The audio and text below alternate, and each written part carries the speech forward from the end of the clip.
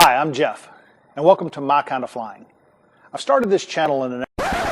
Well, that'll be about enough of that.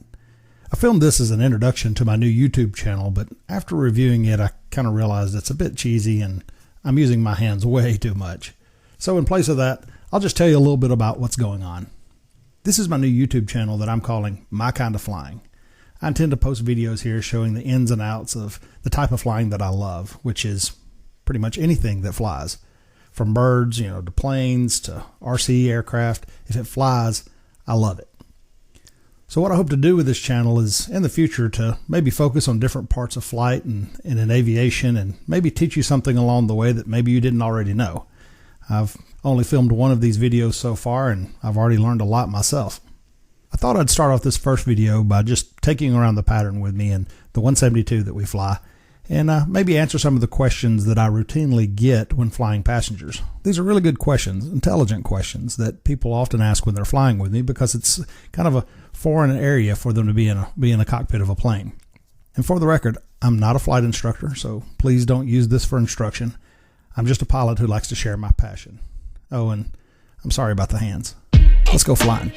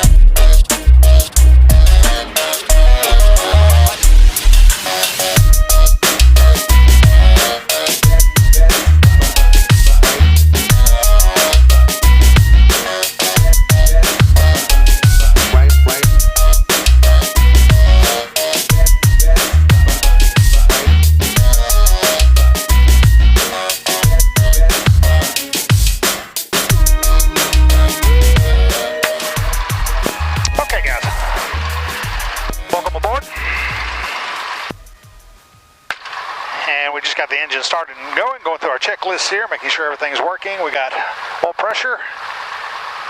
We're working good. Bring our flights back up from the pre-flight. One question I get a lot when I'm flying people has to do with the differences in the engines between your car engine and your plane engines and that kind of thing. And why do we go through all the checks and all? Well, obviously the checks, it's kind of easy to drift over, coast over to the side of the road if you have an engine problem in a car, but in a plane, not so much. Yeah, you'd have a nice little exciting moment landing without power.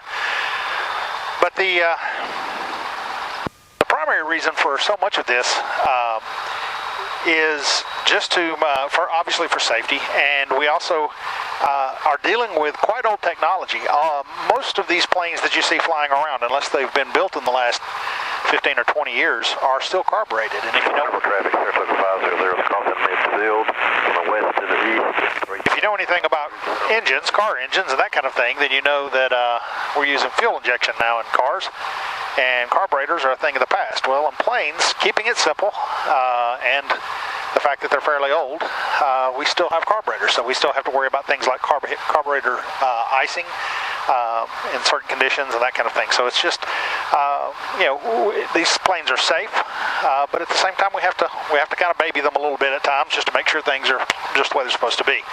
So to that end, for safety, I'm going through our checklists here, making sure everything's good. Got all that, flaps up, everything's up, we're idling. I'm letting the engine warm up a little bit here. It's been a few weeks, I think, since this engine's been ran, so we're going to let it idle here for a minute as we get some oil temperature up. And while we're doing that, we're going to check all of our radios, make sure we're tuned properly, and we're going to go ahead and let's get our DG set. This is a directional gyro that we use in place of a compass, but like all gyros, it has a problem staying exactly where it needs to be. So we set it to our compass, and then after we fly for a little while, we may have to come back in and check it and make sure that it's still accurate. All right, we're going going to check the weather, and this is an automated weather station that we have here at my local home airport. It's not any, it's a, obviously you'll hear it's a computer, but he's going to tell us the weather and what to expect whenever we get to flying. 116 Zulu. Wind calm. Visibility more than 10. Sky condition clear below 12,000. Temperature 19er. Dew point 3. Altimeter 30. 17. Remarks. Density altitude 1,100. So we have the weather, and it gave us the temperature, and that's, the altimeter settings, and that is, do the barometric pressure changes? Well, our altimeter runs off of barometric pressure, so we have to adjust it based on what the pressure is currently. And as you're flying along, especially if you're doing a cross-country flight and you get to different areas, they will give you the altimeter setting as you're going along, just so that you always know. So you know exactly how high you are. Above sea level. Okay, so with that, we're in an uncontrolled field. Now, this is a big question that I get, is who tells us what to do when you're in an uncontrolled field? The answer is no one. No one tells us what to do in an uncontrolled field.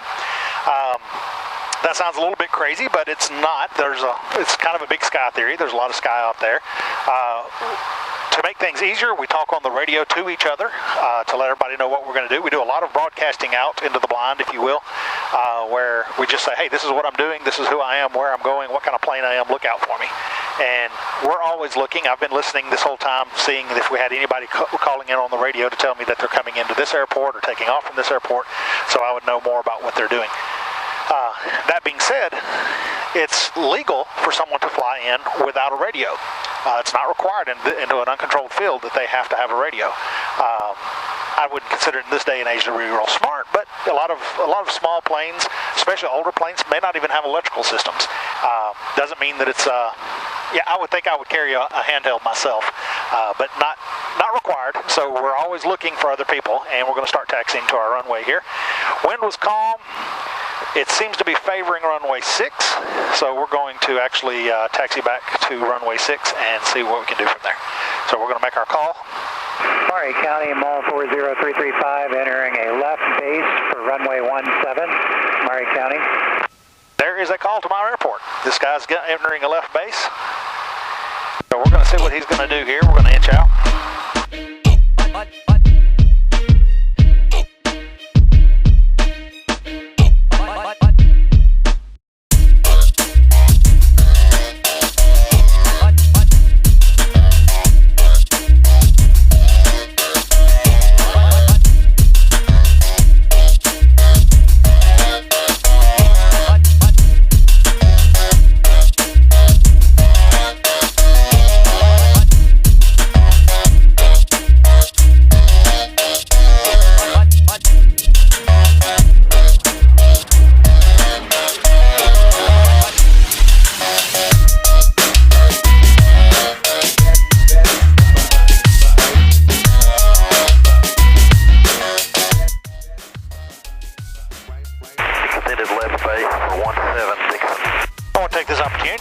As we're going, I'm going to check my controls, make sure everything's turned in the right direction. Clear of active, Murray County.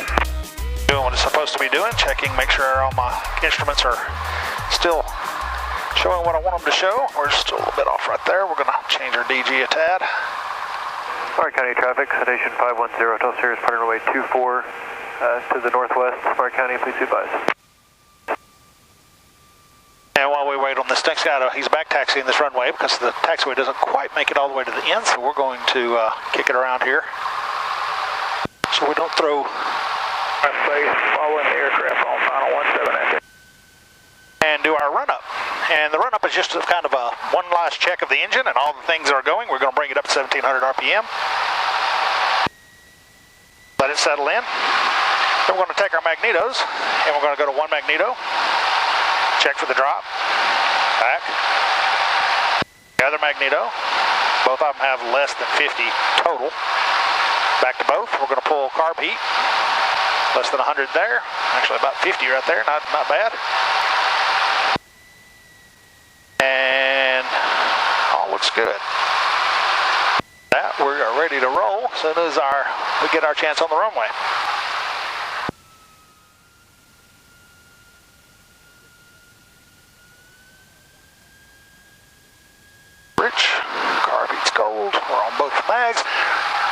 Murray County traffic, Skyhawk 51 Fox back taxiing 24, Murray County.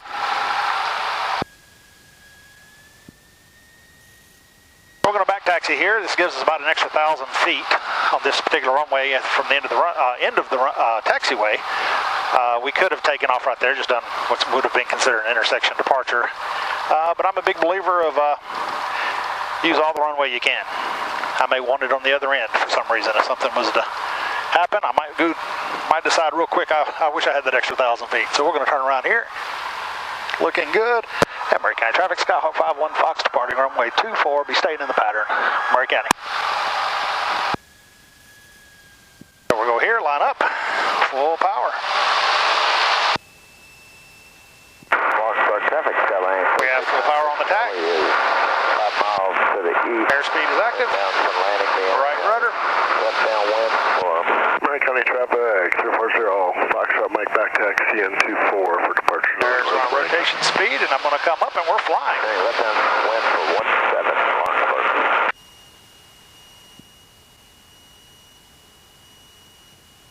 Going to pitch for 80 here.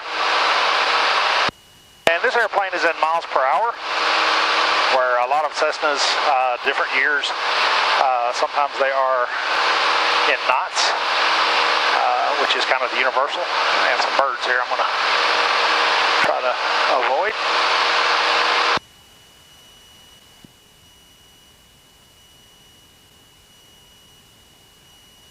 And twin departing Murray County, just be advised there's a flock of birds here at the end of the runway, about 200 feet off the end of the numbers here.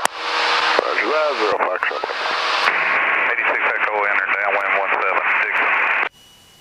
And just after I had just made my big spiel about how we like to talk on the radio at a non-controlled field, you'll notice here that something grabs my attention out the front right of the airplane.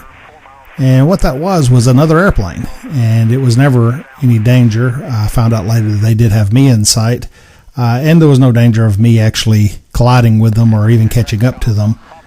But it was kind of interesting that I didn't know they were there. You're climbing out of an airport like that, and the last thing you expect to see is another airplane fairly close to you. It wasn't dangerous or anything, but just wanted to point that out, and you'll see me dealing with him again here in just a second. And pattern altitude here, Savannah, Orange County Air. as it is in most places, is 1,000 feet above the ground. So we're going to level off here at 1,000 feet, clean up, get ourselves a little bit, lean the fuel a little bit. You'll notice I'm spending a lot of energy just keeping my eye on him to make sure that he knows I'm there, and I'm talking on the radio as much as possible. But at this point, I'm not sure if he has a bad radio, is he receiving, or is he just not talking?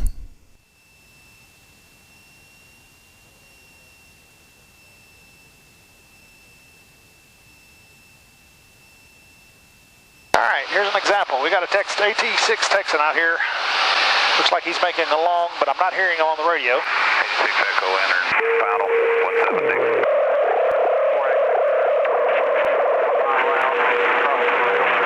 We're going to just fall in behind him, let him have the right of way. Another good question is, what's these handles do that I'm constantly manipulating as we're flying? The big white one. Traffic, airway 3, Victor. Having a left down. The big white one is the throttle. Works just like the gas pedal on your car, except for it's in your hand.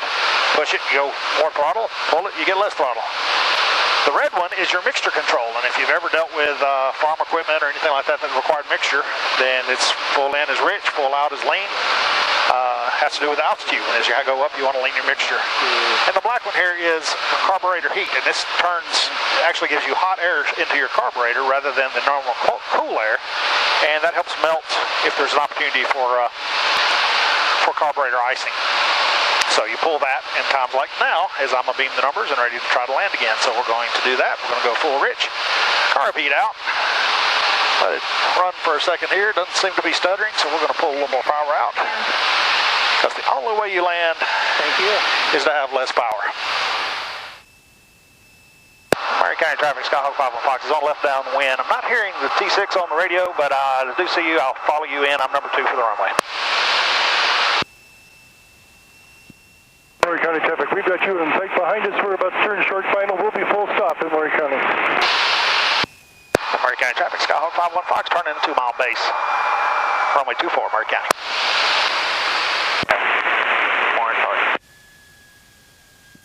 And we're going to make an extended final here. Traffic, 743 Vector. As we're extended for this other plane, we're going to give them a little bit of room, and they're on the runway now, so we're all good. We're just going to fly this one to the ground. A little longer final than I normally do, but that's all right. Nobody on final. Warren County traffic, Cessna 4X Victor, downwind 230. As you hear, several airports in this area use the same frequency, so there's a lot of traffic, especially on a pretty day like today. So, Murray County traffic, Skyhawk 51 Fox, mile and a half final, runway 24, Murray County. We have our 80, we have flaps where we want them. Now it's just a matter of keeping the runway in the same spot of the windscreen.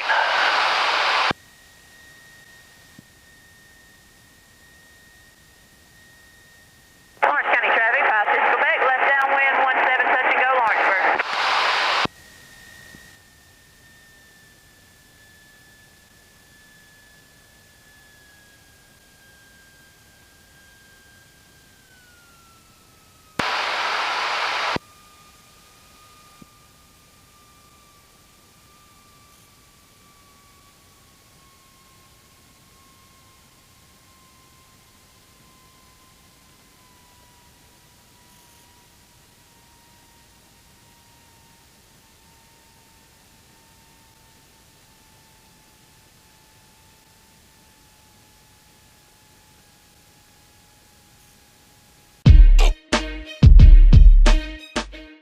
Well, there you go. That's the quick and dirty of what it's like to take a hop around the pattern in a Cessna 172. Again, I'm not a flight instructor, so I encourage you to get out to your local airport and ask some questions. Figure out what it takes to get you into the air. Flying has been a part of my life since I was born, and it never gets old. And this is my kind of flying.